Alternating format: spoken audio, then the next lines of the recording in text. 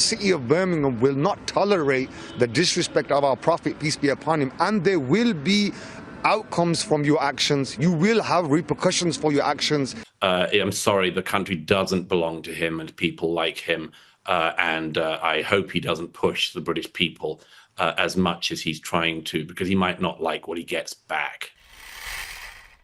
This is Douglas Murray giving a stark warning to Islamists who think they can enforce their beliefs on the British people. As he said, it's madness we've imported this into our country.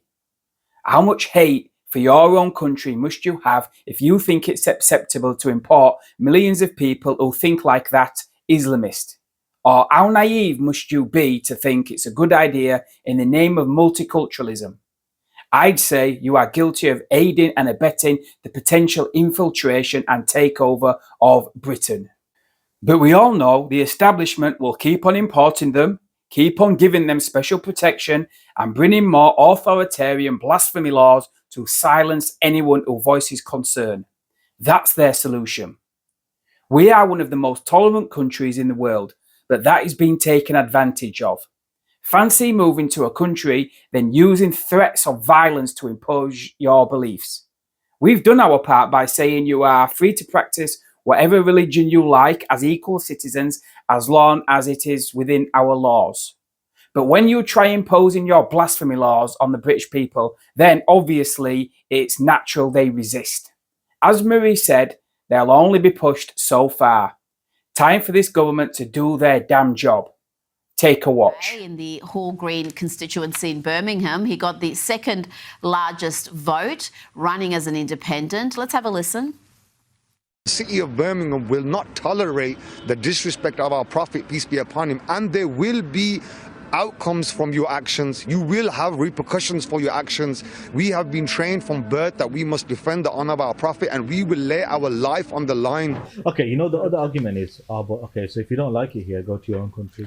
But why would we do that when our forefathers were instrumental in rebuilding this country after World War II? It was our grandfathers who worked in the factories 20 hours. It was our grandfathers who came here and run the infrastructure. It was our grandfathers who bought you the lovely curry, which is your national dish. So how can you tell us to go? We're not going nowhere. We are here to stay. Like I say, we're not here to take part. We're here to take over.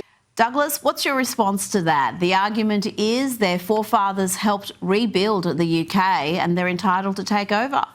Well, he can scram as far as I'm concerned. My forefathers did a lot more for a lot longer than his.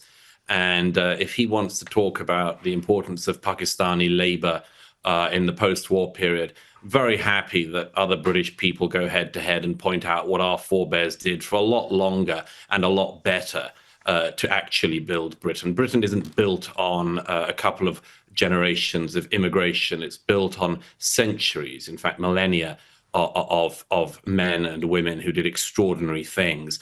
And to watch that being trampled on by this person, I just would play it around any other way.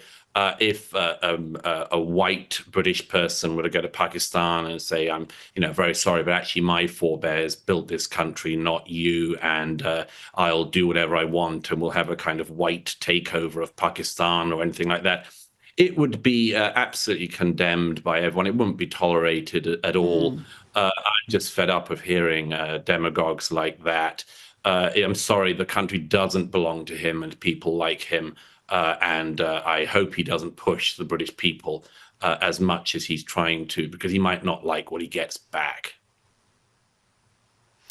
Well, I've got to say, Douglas, I'm as worried about the self-loathing generations we are breeding in the West as much as those coming from faraway lands who want to change the West. Watch what these young men say when asked whether they would fight for their country.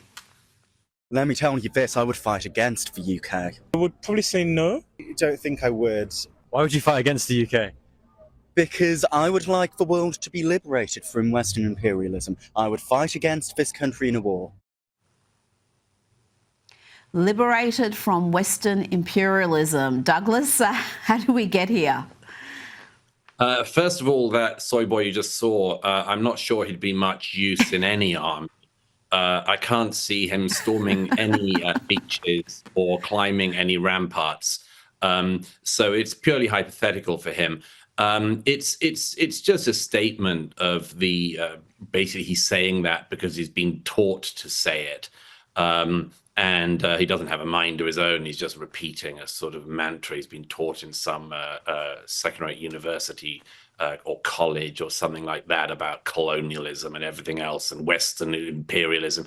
It's all just such dated stuff by now.